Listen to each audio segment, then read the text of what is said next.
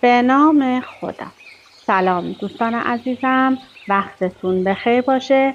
پادکست صدای سکوت امروز رو با کتابی زیبا و جذاب شروع میکنیم.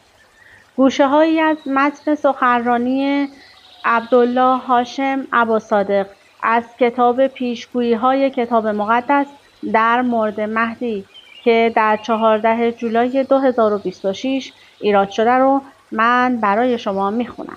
لطفاً با من همراه باشید. دین صلح و نور احمدی. اللهم صل علی محمد و آل محمد الائمة و المهدیین و سلم تسلیما. چگونه رژیم ایران میلیون‌ها شیعه را شستشوی مغزی داد؟ در بحبوحه تنش‌های فزاینده میان ایران، اسرائیل و غرب، بسیاری از مردم این سوال را مطرح می‌کنند که جمهوری اسلامی ایران چگونه توانست چنین نفوذ عظیمی بر جهان تشیع پیدا کند؟ برای درک ایران مدرن باید فراتر از سیاست را نگریست و روایت‌های مذهبی را بررسی کرد که از زمان انقلاب 1357 ایران به رهبری آیت الله روح الله خمینی ترویج شد و تحت رهبری جانشینانی چون علی خامنه‌ای ادامه یافت. این قسمت به بررسی این موضوع می‌پردازد که چگونه مفاهیم پیرامون امام مهدی، پیشگویی‌های شیعه و نقش علما از طریق شخصیت‌هایی چون حسن نصرالله، محمود احمدی نژاد و نهاد روحانیت ایران تفسیر و تردید شدند. با بررسی ایدئولوژی پشت فرضیه ولایت وقی و روایت‌های پیرامون وارثان انبیا به مفاهیم عمیق‌تر مذهبی و تاریخی پی می‌بریم که جمهوری اسلامی را شکل دادند و بر میلیون‌ها مسلمان شیعه در سراسر ایران، عراق و لبنان تأثیر گذاشتند. تحلیل باورهای سنی و شیعه. عصر ظهور. تاریخ در حال تکرار است. امام مهدی حقیقی اینجاست و چگونه علمای شیعه میلیون‌ها نفر را شستشوی مغزی دادند. من ترجمه این سخنرانی رو که از زبان انگلیسی به فارسی هستش برای شما میخونم. اباصادق فرمودند بنابراین امروز به دلیل رویدادهایی که در جهان در حال رخ دادن است، روند کار را تغییر می‌دهیم و به سراغ صحبت درباره موضوع متفاوتی می‌رویم. ما احتمالاً باید به این مسائل بپردازیم تا مردم موضع ما را درک کنند و از این رو امروز ارائه بسیار جالبی خواهیم داشت و طبیعتاً این موضوع درباره ایران یا به اصطلاح جمهوری اسلامی ایران است. این داستان ایران است برای درک آنچه در حال رخ دادن است. امروز افراد زیادی در جهان هستند که شوکه شدند. آنها وحشت زدند. آنها منزجر شدند. آنها غمگین هستند. آنها افسرده‌اند. آنها خشمگین هستند. احساسات زیادی در فضا موج می‌زند. مردم از امریکا عصبانی هستند. آنها از اسرائیل خشمگین هستند. افراد دیگر از ایران عصبانی هستند و کسانی دیگر با ایران همدلی می‌کنند و همه اینها به تصوری مربوط می‌شود که مردم از ایران دارند به عنوان آخرین رژ اسلام، آخرین نگاهبانان اسلام، آخرین محافظان ایمان راستین محمدی. احادیث درباره ایران. بسیار خوب، اجازه دهید با نگاهی به برخی احادیث از محمد و آل محمد شروع کنیم. ما امام احمد حسن را داریم. اول از همه او فرمود که از پرشیا یا فارس 1000 سلمان بیرون خواهد آمد. بنابراین ما 1000 سلمان داریم که قرار است از ایران خارج شوند. بدیهی است که افراد زیادی در آنجا هستند که ایمان دارند، ایمان حقیقی دارند. پیامبر اکرم صلی الله علیه و آله در روایت دیگری فرمودند افرادی که بیشترین بهره را از اسلام دارند مردم فارس هستند.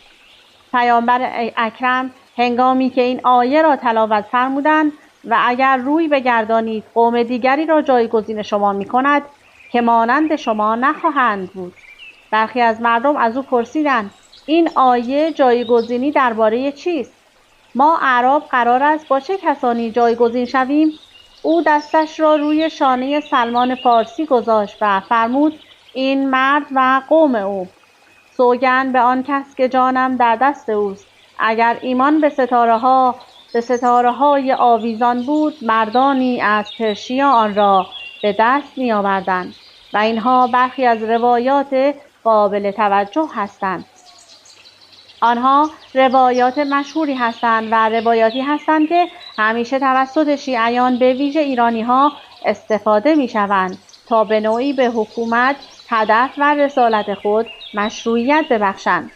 آنها اعراب را قومی می‌بینند که خاندان محمد را کشتند، به آنها خیانت کردند، به آنها زهر خوراندند، زندانیشان کردند و سر از تنشان جدا نمودند و بنابراین خود را به عنوان آن جایگزین می‌بینند. قومی که قرار است امام 12 را یاری کنند، قومی که جانشین کسانی شدند که عهد و پیمان را شکستند. برای صحبت درباره ایران ما باید درک کنیم که بسیار خوب، بنابراین برای صحبت درباره ایران ما واقعاً باید چند چیز را درک کنیم و آن این است که جهان اسلام اصلاً متحد نیست و اگر غیر از این فکر می‌کنید واقعاً نمی‌دانید درباره چه چیزی صحبت می‌کنید. جهان اسلام متحد نیست و اسلام، سنی و شیعه عملاً دو دین متفاوت هستند و تقریباً در هیچ چیزی جز پوسته‌ای اسلام با هم اتحاد ندارند. همان اولین لایه یعنی قشر اسلام. این واقعاً تمام آن چیزی است که آنها در آن مشترک هستند که مانند شهادتین است. حتی شهادتین نیز متفاوت است. حتی نماز هم متفاوت است. زکات، حج و حتی آن هم متفاوت است. دلیل اینکه آنها متحد نیستند عمدتاً به دلیل نوع حکومت است. آنها در نوع حکومت یا حاکمیت بر امت اسلامی با هم اختلاف نظر دارند. این موضوع به جانشینی پس از پیامبر محمد مربوط می شود. بنابراین این 1400 سال است که آنها در حال جنگ بودند. 1400 سال است که سنی و شیعه در حال جنگند و با یکدیگر توافق ندارند. جمعیت مسلمانان جهان حدود 2 میلیارد نفر است. 2 میلیارد نفر می توانید آن را تصور کنید و از آن 2 میلیارد نفر حدود 85% تقریبی، هیچ کس آمار دقیق و مطلقی ندارد، اما حدود 85% سنی و 15% شیعه هستند. اکنون ایران یک کشور شیعه است و وقتی به جمعیت شیعیان جهان نگاه می‌کنیم آنها در واقع به گروه‌های مختلفی تقسیم می‌شوند. بنابراین شما شیعیان 12 امامی را دارید که حدود 91.8% از کل شیعیان را تشکیل می‌دهد. شما شیعیان اسماعیلی را دارید که 0.4% را تشکیل می‌دهد. شیعیان زیدی که 0.4% دیگر را تشکیل می‌دهند و سپس 0.2% مانند فرقه‌های فرعی مختلف اسلام شیعه هستند. فرقه‌های کوچک و متفاوتی که به نوعی پدید آمدند. برخی از آنها منقرض شدند، برخی از آنها هنوز وجود دارند. بسیار خوب، پس همه چیز بعد از واقعه غدیر خم رخ داد. پیامبر محمد صلی الله علیه و آله در حال پیر شدن بود. مرگ داشت به او نزدیک میشد. او میتوانست آن را حس کند و به همین دلیل به فرمان الله سبحانه و تعالی همگی مسلمانان را جمع کرد.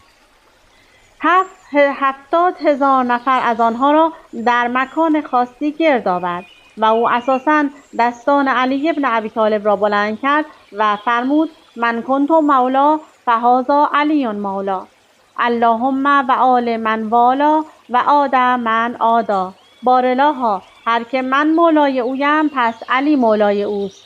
بارالها، دوست و سرپرست باش برای هر کسی که علی را به عنوان سرپرست میگیرد و دشمن باش با هر کسی که علی را دشمن می‌دارد. و فوراً پس از آن واقعه و پس از رحلت پیامبر محمد صلی الله علیه و آله که مدت کوتاهی بعد از آن بود، مسلمانان به 2 گروه تقسیم شدند. گروهی که اساساً در سقیفه در یک چادر در حالی که پیامبر در حال دفن شدن بودند جمع شدند. آنها جمع شدند و شروع به توطئه کردند بر سر اینکه چه کسی قرار است جانشین بعد از محمد باشد. علی ابن ابی طالب مشغول بود در حال آماده سازی و غسل دادن پیکر پیامبر و در واقع دفن او و نماز خواندن بر او، و این افراد تمام اینها را از دست دادند. چه کسانی بودند؟ ابوبکر، عمر و صحابه. آنها در نهایت ابوبکر را به عنوان اولین جانشین و اولین خلیفه پس از پیامبر محمد انتخاب کردند و پیروان این افراد، مردمی که این اقدام را مشروع می‌دانند، مسلمانان سنی شدند، همان 85% از مسلمانان. کسانی که مخالفت کردند کسانی بودند که در کنار علی ابن ابی طالب علیه السلام ایستادند و آنها گفتند ببینید ما پیروان وصیت پیامبر هستیم و وصیت پیامبر میگوید نه هیچ کس حق انتخاب جانشین را ندارد جز الله سبحانه و تعالی. این الله سبحانه و تعالی بود که جانشینان آدم را انتخاب کرد. او کسی بود که هیبت الله را به عنوان جانشین خود نامید. او کسی است که جانشینان نوح و ابراهیم و اسحاق و یعقوب و بنی اسرائیل را انتخاب کرد. او کسی است که عیسی را برگزید و شمعون صفا یا پتروس را انتخاب کرد و او کسی است که برای پیامبر محمد نیز انتخاب می‌کند و محمد این نام‌ها را در وصیت انتخاب کرد. متوجه شدید؟ باور اهل سنت. بسیار خوب، پس اهل سنت به چه چیزی باور داشتند؟ اهل سنت در ادامه به این باور رسیدند که مداخله مستقیم خدا در امور بشر به پایان رسیده است، پایان یافته است، دیگر نیازی به آن نیست، مانند عمر ابن خطاب لعنت الله علیه وقتی که گفت کتاب خدا برای ما کافی است. پیامبر هذیان میگوید. در جریان واقعه مصیبت روز پنجشنبه اهل سنت آن نظریه را پذیرفتند و فکر می‌کنند که کار تمام است. پیامبر کافی است. او با قرآن آمد. او به ما گفت که قرار است چه کار کنیم. دیگر به چه چیزی نیاز داریم؟ ما به هیچ چیز دیگری نیاز نداریم. اهل سنت معتقدند که بر مسلمانان است که فقط آنچه را که محمد آورده است به درستی عمل کنند. اگر می‌خواهی به بهشت بروی فقط شهادتین را بگو، 5 بار در روز نماز بخوان، زکاتت را بده، در ماه رمضان روزه بگیر، 1 بار در طول عمرت به زیارت حج برو و سعی کن انسانی خوب و شایسته باشی و حالت خوب خواهد بود. بسیار خوب. آنقدرها هم پیچیده نیست. آنها همچنین بر این باورند که مسلمانان باید متحد باشند و آنها معمولاً همگی موافقند که در حالت ایدئال باید توسط یک حاکم مسلمان اداره شوند و باید در یک کشور مسلمان زندگی کنند و این در متن اصلی کتاب‌های آنهاست و این چیزی است که علمای آنها بیان کردند. هیچ اختلافی در این مورد وجود ندارد. هدف از یک حاکم مسلمان تضمین اجرای شریعت است. بنابراین آنها به این باور دارند که بسیار خوب، از آنجا که پیامبر محمد آمد و شریعتی آورد، ما باید بر اساس آن قانون و شریعت زندگی کنیم. پس در حالت ایدئال ما باید در یک سرزمین مسلمان زندگی کنیم و در حالت ایدئال باید توسط یک حاکم مسلمان اداره شویم و به همین دلیل است که قانون اساسی بیشتر کشورهای مسلمان در واقع بر اساس قانون شریعت است. حتی قانون در مصر، آنها قانون اساسی دارند، اما قانون اساسی بر اساس شریعت است و همینطور در بیشتر کشورهای مسلمان. و این قوانین اساسی کشورهای مسلمان در واقع در اکثریت آنها اجازه نمی‌دهند که یک غیر مسلمان حاکم شود و آنها همچنین بر این باورند که دست خدا با جماعت و اکثریت است. بنابراین هر کاری که اکثریت مسلمانان انجام می‌دهند درست است و ما باید به اکثریت پایبند باشیم. اینها باورهای آنهاست. باور شیعیان متفاوت باوری دارند. آنها معتقدند که مداخله مستقیم خدا در امور بشر همواره در جریان است. باید برای هر روز و روزگار یک امام، یک فرستاده، یک راهنما، یک هشدار دهنده وجود داشته باشد. آنها بر این باورند که همیشه بعد از محمد نیاز به یک فرستاده وجود دارد و اینکه بر مسلمانان است که فقط از امام زمان خود و از آنچه او می‌آورد پیروی کنند، حتی اگر با انتظارات و قضاوت‌های آنها در تضاد باشد. آنها معتقدند که برای انجام این کار مسلمانان باید متحد باشند و باید توسط یک امام منصوب شده و جانشین مشروع پیامبر اداره شوند، نه هر مسلمانی. این موضوع تاریخی آنها بوده است. آنها ابوبکر و عمر و عثمان و این اصحاب را رد کردند، زیرا معتقد بودند که حتی اگر آنها صحابه باشند، حتی اگر مسلمان باشند کافی نیست، باید کسی باشد که مشروع باشد، یک جانشین. تنها حاکم مسلمانی که میتواند عادل باشد و شریعت را به درستی اجرا کند یک فرد معصوم است و هر حکومتی که حکومت معصوم نباشد در واقع حکومت طاغوت، ظالم یا شیطان است. آنها معتقدند شیطان اولین کسی بود که با ابوبکر بیعت کرد و دست او بر اکثریت مسلمانان است.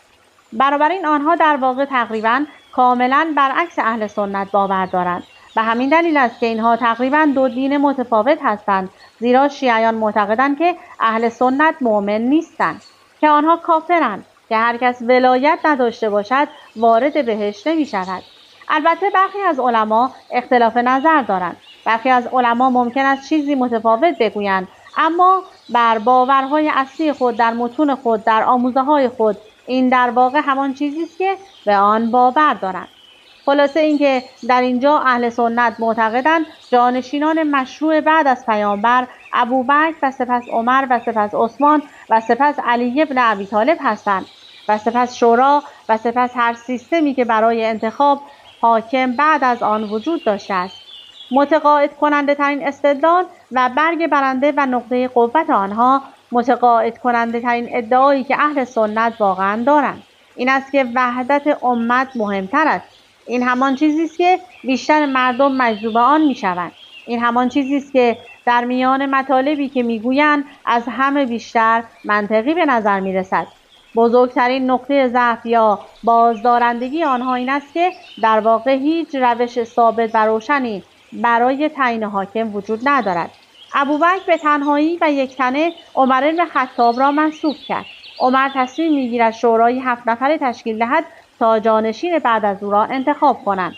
عثمان بن عفان هیچ جانشینی انتخاب نکرد. او فقط چاقو خورد و درگذشت.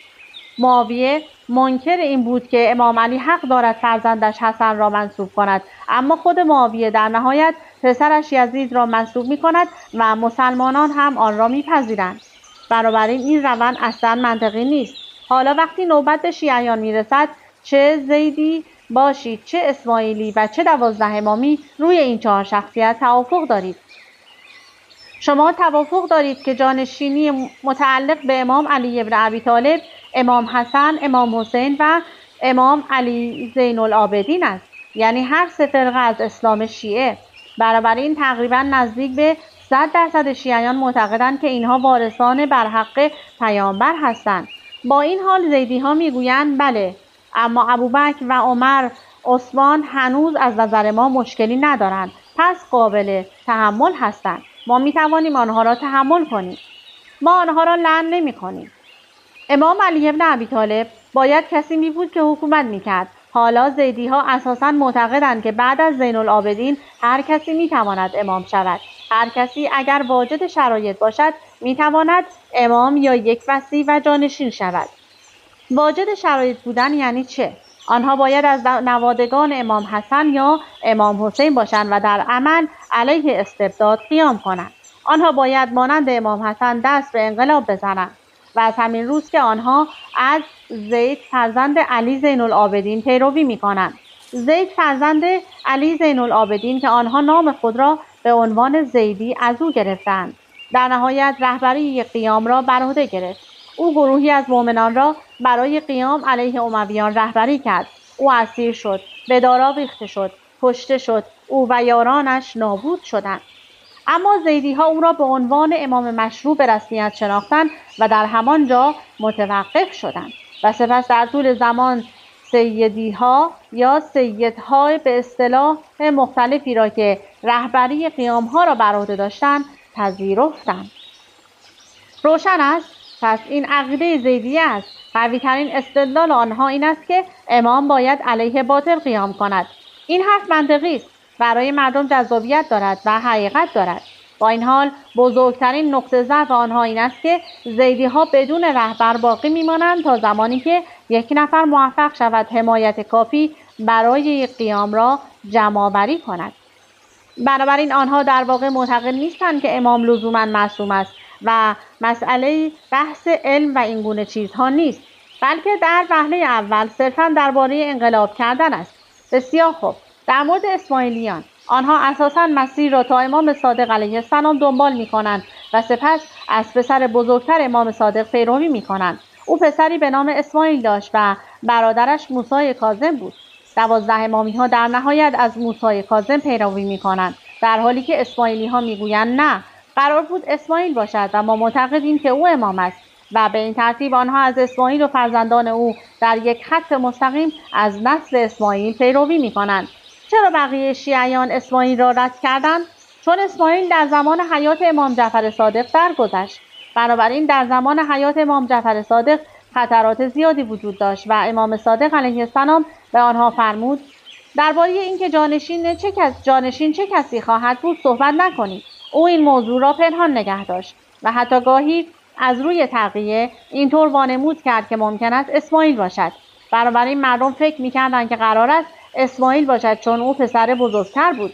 اما اسماعیل در زمان حیات امام صادق علیه السلام می‌میرد و دفن می‌شود و به این ترتیب امامت به طور طبیعی به امام موسی کاظم رسید. اسماعیلیانی که به اسماعیل وفادار ماندند گفتند نه، این کار از روی تقیه انجام شده است. اسماعیل زنده ماند، او نمرد و به این ترتیب آنها به او و نوادگانش تا به امروز وفادار ماندند. این امام قبلی آنهاست. همینجا این آقاخان است، آنطور که خودش را مینامد، اما او اکنون مرده است و این وارث اوست. این شخص قوی ترین استدلال و نقطه قوت آنها این است که باید در هر زمان و روزگاری یک امام عیان و حاضر وجود داشته باشد. بنابراین آنها در واقع استدلال به نوعی هوشمندانه دارند. آنها میگویند احادیث اهل بیت میگوید که باید در هر زمان و روزگاری یک امام وجود داشته باشد و 12 امامی ها میگویند این امام محمد ابن الحسن العسکری است، اما او حاضر نیست. ما در واقع تنها فرقه شیعه هستیم که امامی دارد که همیشه حاضر است و این گونه است که آنها توانستند میلیون ها پیرو خود را حفظ کنند با داشتن این امام حاضر در هر زمان و روزگار. با این حال بزرگترین نقطه ضعف آنها این است که امامشان واقعاً کار چندانی انجام نمی‌دهد، چه از نظر گسترش دانش جدید و چه از نظر مقاومت آشکار در برابر استبداد، همانطور که دیدید، و هیچ تمایل ظاهری هم برای تشکیل یک حکومت اسلامی ندارد. او اساساً فقط به این سو و آن سو می رود، خیریه ها را اداره می کند، خمس جمع‌آوری می کند، کار خودش را انجام می دهد، پارک می سازد و کارهایی از این دست و او بی نهایت ثروتمند است. او در واقع بسیار بسیار ثروتمند است. بسیار خوب. در مورد 12 امامی ها، آنها به 12 امامی باور دارند که در وصیت پیامبر محمد نامشان آمده است، از امام علی گرفته تا امام مهدی علیه السلام. سپس آنها معتقدند که امام مهدی وارد غیبت صغرا یا یک غیبت کوتاه مدت شد و در طول این غیبت آنها باور دارند که او از طریق 4 فرستاده 4 نایب که نامه ها را بین امام و شیعیان رد و بدل می‌کرد پیام می‌فرستاد و به ارتباط با پیروانش ادامه می‌داد و سپس آنها معتقدند که او وارد غیبت کبرا شد و ما منتظر بازگشت او هستیم. اما بدیهی است که این وضعیت صدها میلیون شیعه را در جهان بدون رهبر رها می‌کند و بنابراین آنها مجبور بودند سریعا اقدام کنند. قوی‌ترین استدلال آنها پیروی از وصیت پیامبر است و بزرگترین نقطه ضعف آنها غیبت امام 12 است که امور را در دست علما باقی گذاشت. بسیار خوب. و در اینجا یک شجره‌نامه کوچک از شیعه داریم و ما پیامبر محمد صلی الله علیه و آله را داریم و درست بعد از امام علی ابن ابی طالب یکی دیگر از پسران علی ابن ابی طالب که برادر امام حسن و حسین است و نامش محمد حنفی است، او نیز در مقطعی ادعای امامت کرد و این موضوع بسیار مشهور است و سپس او عقب نشینی کرد. ما زید را داریم و اسماعیل ابن جعفر را داریم و بنابراین افراد در مقاطع خاصی از زمان پیروانی داشتند و امروزه نیز زیدی ها و اسماعیلی ها دارای پیروانی هستند.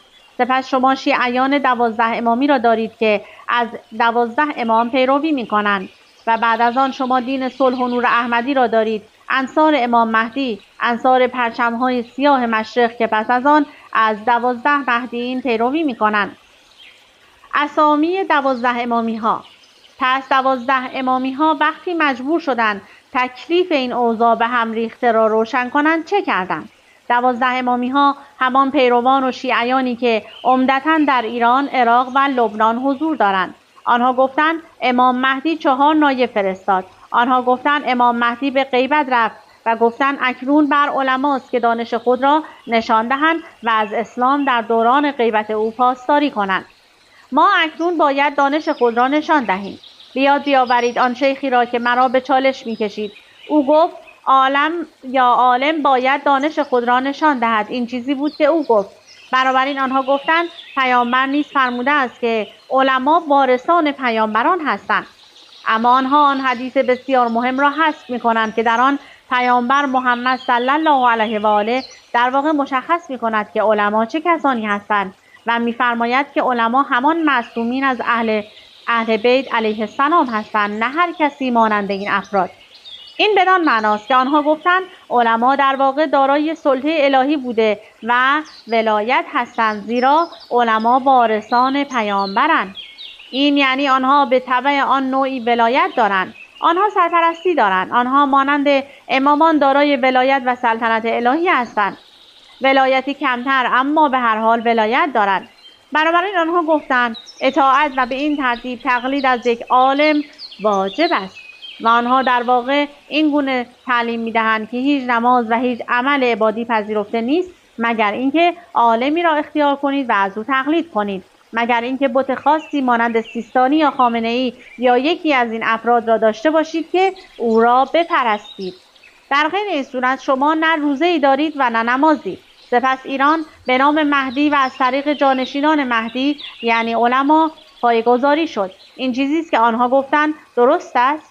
آنها گفتند که جانشینان مهدی و امامان یعنی همان علما زمین سازان ظهور مهدی هستند و کشوری را برای او ساختند و آنها ادعای صاحب اختیار بودند و ولایت مهدی را کردند و وعده دادند که اگر او قیام کند کشور را به مهدی تحویل خواهند داد.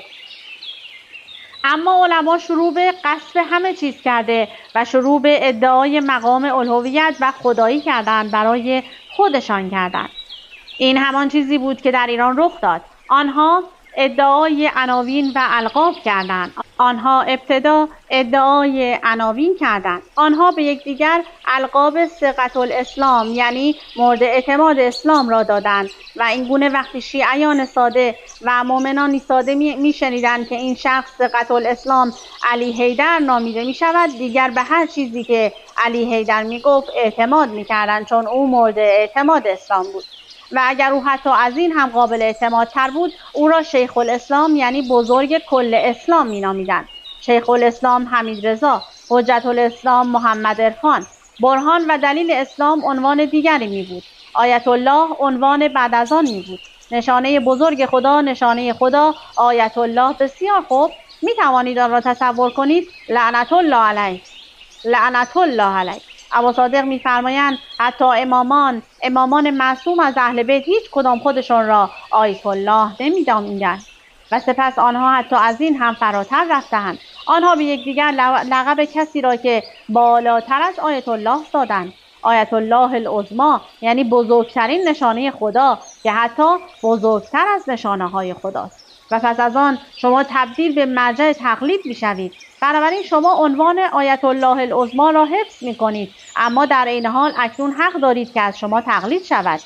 مردم می‌توانند از شما تقلید کنند و شما را به عنوان حجت خود بگیرند. آنها ادعای پیشگویی‌ها را کردند. آنها ادعا کردند که رئیس جمهور سابق ایران احمدی نژاد شخصیتی به نام شعیب ابن صالح است.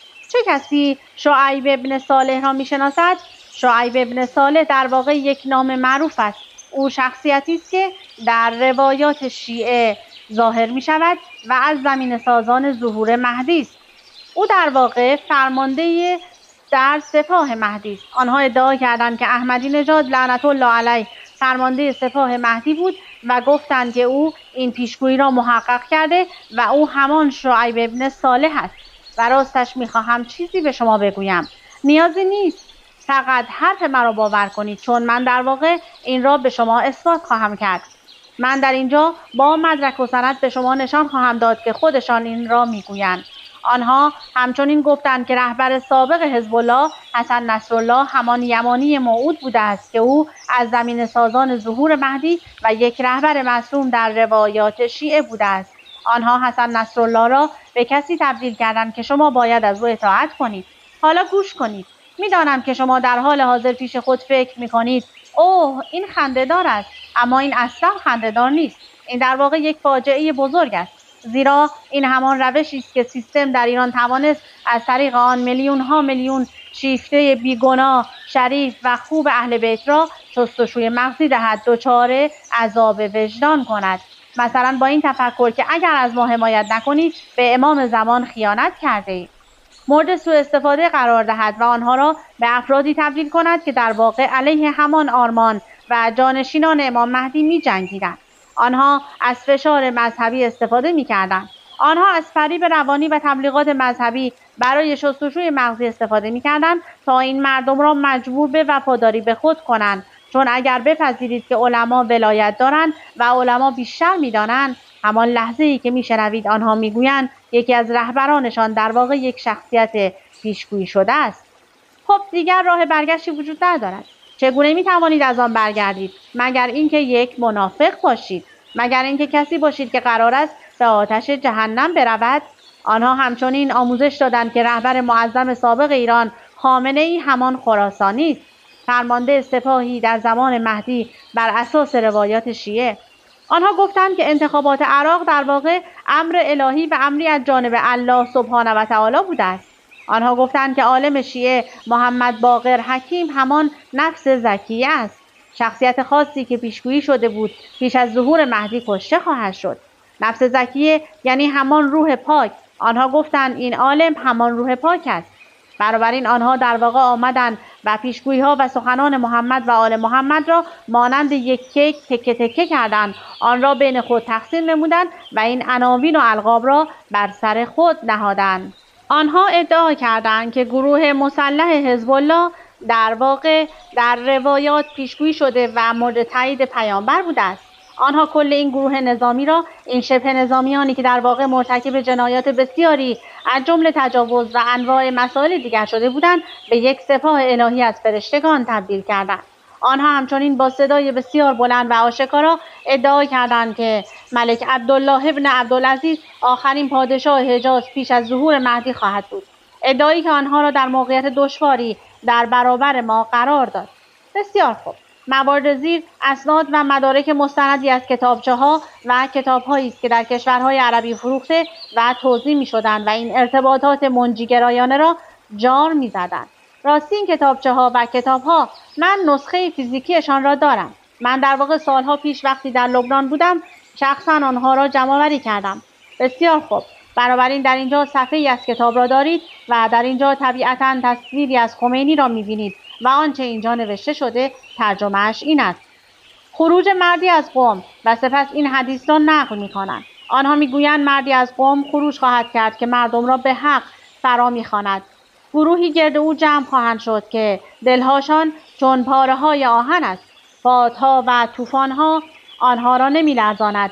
از جنگ خسته نمی‌شوند و بزدل نمی‌گردند. بر خدا توکل می‌کنند و عاقبت پیروزی از آن متقین است. بنابراین آنها بخشی از یک حدیث را بریدند، آن را جدا کردند، برداشتند و در این کتابچه قرار دادند و سپس میگویند این روایات در واقع بر امام خمینی انطباق دارد، کسی که از قم برخاست و رهبری انقلاب را در سال 1962 میلادی بر عهده گرفت. روایت میگوید مردی از قم و نه مردی از اهل قم، چرا که امام خمینی اهل خمین بود اما در قم زندگی میکرد. روشن است؟ میبینید اینجا چه میگویند؟ روایت میگوید مردی از قم و آنها میگویند بله، میگوید مردی از قم، اون واقعا اهل قم نیست. چگونه این را جور در بیاوریم؟ خب او در قم زندگی میکند، پس همین کافی است. بنابراین آنها اکنون در حال ویرایش و تفسیر خود هستند. این روایت همچنین توصیف می‌کند که بادها و طوفان‌ها با او مواجه می‌شوند که این موضوع به عنوان مبارزاتی که او با آنها روبرو شد تفسیر می‌شود. ببینید حتما باید خود او باشد. می‌دانید دیگر ابتدا علیه شاه، سپس علیه فشارهای امریکا و جهان و به دنبال آن جنگ علیه رژیم صدام حسین و متحدان عربی، روسی و غربیش. همراه او مردانی بودند که دلهایشان چون آهن بود، یارانی وفادار به اندیشه‌های امام که در برابر شاه ایستادند و پیروز شدند. آنها سپس سپاه پاسداران انقلاب اسلامی را برای محافظت از انقلاب اسلامی در ایران تأسیس کردند. این تکه از پروپاگاندای تبلیغات سیاسی را نگاه کنید. آنها آماده فداکاری برای اسلام، انقلاب و رهبرش هستند.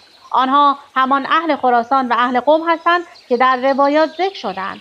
کسانی که حکومتی را پایه‌گذاری می‌کنند که راه را برای مهدی هموار می‌سازد و حکومت آنها به حکومتی زمینه‌ساز برای ظهور تبدیل می‌شود. بنابراین در کل آن پاراگراف آخر مطلقاً هیچ چیزی در روایت وجود ندارد که درباره تشکیل یک حکومت واقعی و زمینه‌ساز پیش از مهدی صحبت کند.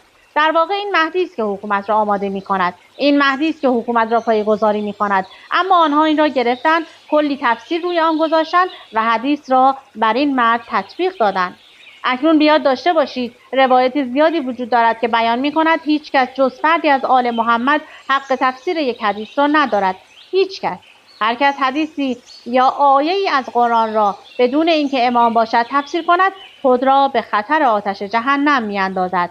پس راه برای این نوع رفتارها باز نیست. حالا در اینجا آنها تصویری از مردی را دارند که پرچم حزب الله را حمل می‌کند. اینجا چه می‌گوید؟ گروهی که در دروازه‌های اورشلیم یا قدس می‌جنگند و پیش از ظهور مورد عنایت امام حجت قرار گرفتند. حالا آنها از قبل این عنوان را گذاشتند که این گروه واقعاً مورد عنایت امام قرار دارد. روایت چه چیزی را بیان می‌کند؟ آنها حدیثی از پیامبر محمد را می‌آورند که می‌فرماید گروهی از امت من همواره در دروازه‌های اورشلیم و اطراف آن خواهند جنگید. خیانت کسانی که رهایشان می‌کنند به آنها آسیبی نمی‌رساند. آنها تا زمان برپایی قیامت بر حق آشکارا خواهند ماند. مطلقاً هیچ مدرکی وجود ندارد که این موضوع حتی به دورترین شکل ممکن بر حزب الله یا حتی بر این زمان خاص انطباق داشته باشد. و اگر می‌خواستم می‌توانستم یک سخنرانی کامل در این باره داشته باشم، اما به دلیل تنگی وقت این کار را نمی‌کنم. مجبورم این کار را در روز دیگری انجام دهم. می توانستم تک تک احادیث را بررسی کنم و به شما نشان دهم و ثابت کنم که آنها چگونه احادیثی را که درباره دوره‌های زمانی مختلف و موضوعات متفاوت صحبت می کنند با هم مخلوط کردند، دوباره تفسیر کردند و آش شل قلمکار بدی درست کردند. آنها همچنین این بخش را آوردند که میگوید همچنین از صاحب الامر مهدی روایت شده که فرمود گروهی که در دروازه‌های اورشلیم می‌جنگند من از آنها هستم و آنها از من هستند. بنابراین آنها اینجا میگویند و آنچه میگویند گوش کنید. آنها میگویند که خود امام مهدی این را فرموده است. خب اما امام مهدی آنها وقتی حدود 5 ساله بود به غیبت رفت. اما آنها میگویند امام فرمود گروهی که در دروازه‌های اورشلیم می‌جنگند من از آنها هستم و آنها از من هستند. حتی اگر بگوییم امام این را فرموده است که من با آن مخالفم اما اصلا بیایید فرض کنیم امام این را فرموده، این چطور بر حزب الله انطباق دارد؟ آنها میگویند این روایت نشان میدهد که گروهی در راه خدا در حومه اورشلیم میجنگند. این روایت به عنوان انطباق بر جهاد رزمندگان مقاومت اسلامی تفسیر می شود که در جنوب لبنان علیه قوی ترین قدرت مستبد جهان یعنی نهاد صهیونیستی میجنگند. آنها با عنایت امام مهدی توانستند به پیروزی‌هایی در برابر آن دست یابند و آن را از جنوب لبنان بیرون کنند. بنابراین واضح است که این حزب از عنایت ویژه امام برخوردار است و آنها سربازان و فرمانبرداران او هستند. پس آنها اساساً میگویند امام مهدی و حزب الله یکی هستند. حزب الله سپاه امام مهدی. پیام این است که اگر علیه حزب الله اقدام کنید، دارید علیه امام 12 اقدام میکنید، دارید علیه مهدی اقدام میکنید. در اینجا آنها حتی گستاخ‌تر میشوند. آنها در شرارت، فریب و دروغگویی خود بیشتر تجاوز و تعدی میکنند. و در اینجا میگویند بسیار خوب دوستان نگاه کنید، یمانی بر اساس روایات کیست؟ یک سید، کسی که سید است، نامش حسن است و او پرچمدار است. و سپس این روایت را از امام صادق میآورند که چه میفرماید؟ در میان پرچم‌ها پرچمی هدایت کننده تر از پرچم یمانی نیست. همه ما این را می‌دانیم. آن پرچم حق است، زیرا به سوی صاحب شما فرا می‌خواند. هنگامی که یمانی خروج کند، فروش سلاح به مردم حرام می‌شود. هنگامی که یمانی خروج کرد، به سوی او بشتابید، چرا که پرچم او پرچم هدایت است. بر هیچ مسلمانی روا نیست که از او روی برگرداند و یک روایت صحیح است. بدیهی است که درباره یک امام معصوم صحبت می‌کند و ما معتقدیم که درباره امام احمد حسن علیه السلام همان یمانی موعود صحبت می‌کند و هر کس چنین کند از اهل آتش است، زیرا او به حق و راه راست فرا می‌خواند. پس آنها می‌دانند که روایت می‌گوید اگر از این پرچم پیروی نکنید، از این شخصیتی که به حق فرا می‌خواند پیروی نکنید، به آتش جهنم خواهید رفت. آنها می‌دانند روایت می‌گوید هیچ مسلمانی نمی‌تواند روی برگرداند، که هر مسلمانی که از این فرد حمایت نکند مسلمان نیست. و سپس می‌گویند ببینید این در روایات ذکر شده. حالا بدیهی است که آنها روایات را نمی‌آورند. آنها فقط می‌گویند در روایات ذکر شده که ویژگی‌های او به شرح زیر است. او یک سید است. شما چه روایتی درباره یمانی می‌شناسید که بگوید یمانی سید است؟ آیا تا به حال چنین چیزی شنیده اید؟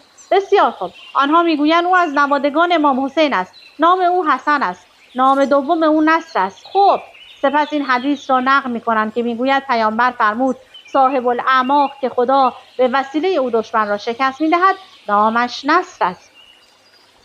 سپس فرمود اون نصر نامیده شد زیرا خدا به او نصرت و پیروزی عطا می‌کند. این چطور بر یمانی انطباق دارد؟ مشخص نیست. آنها می‌گویند او یمانی است زیرا یا از خود یمن است یا از قبایل یمن، مانند آن قبیله در جنوب لبنان، آن شهر در جنوب لبنان. آنها سعی دارند آن را به شهر حسن نصرالله مرتبط کنند. او یک عالم دینی است. کجا چنین چیزی نوشته شده؟ کدام روایت گفته یمانی یک عالم دینی است؟ آنها میگویند او پرچم جهاد را برافراشته. آنها میگویند شعار او به امام حسین مربوط است. سربازان او به امام مهدی وفادار هستند و پرچم او با پرچم خراسانی همسو است. همچنین گزارش شده که او در روایات دیگر منصور نامیده می شود، یا به این دلیل که نامش از پیروزی مشتق شده است، یا به این دلیل که خدا همیشه او را بر دشمنان پیروز می‌گرداند، یا به این دلیل که او به پیروزی بزرگی دست می‌یابد. بنابراین آنها شخصیت دیگری یعنی منصور را که در روایات دیگر ذکر شده گرفتند و آن را بر شخصیت یمانی تطبیق دادند و این کاری است که حتی خود امام احمد حسن هم انجام نداد. او حتی چنین ارتباطی برقرار نکرد. پس اکنون آنها به توضیح می‌پردازند. آنها می‌گویند اما درباره اینکه این پرچم هدایت کننده ترین پرچم روی زمین است. آیا به این دلیل است که روی آن نوشته شده بیعت لله؟ آیا به این دلیل است که به سوی مفهوم بیعت با خدا فرا می‌خواند؟ خیر، بر اساس این کتابچه آمده است. اما دوباره اینکه پرچم او هدایت کننده ترین پرچم هاست در واقع به این دلیل است که او با بزرگترین دشمنان خدا روی زمین می‌جنگد. چه کسی؟ به عنوان مثال علامت سوال اسرائیل، برخلاف پرچم خراسانی که پرچم رهبری و پشتیبانی است و مستقیما نمی‌جنگد. بنابراین آنها سعی دارند توجیه مذهبی بیاورند برای اینکه چرا نیروهای ایرانی فقط از طریق حزب الله می‌جنگند و نه به طور مستقیم، چون طبق روایات آنها بدیهی است که رهبران هستند و باید به آن پایبند بمانند. بسیار خوب. خراسانی میگوید ویژگی‌های خراسانی بر سید خامنه‌ای انطباق دارد. خراسانی کسی است که پرچم را به امام مهدی تحویل خواهد داد. خب دیگه زمان به من اجازه نمیده که بیشتر از این سخنرانی رو برای شما بخونم. من قسمت دوم این سخنرانی رو در یک پادکست دیگه حتما برای شما عرضه خواهم کرد که تا انتها از گفته‌های ابا صادق بهره ببرید و بدونید که چه کلاه گشادی سر ایرانی‌ها و مسلمانان ایران و شیعیان ایران گذاشتن. از اینکه با من همراه بودید سپاسگزارم. تا وایس بعدی، خدا نگهدارتون.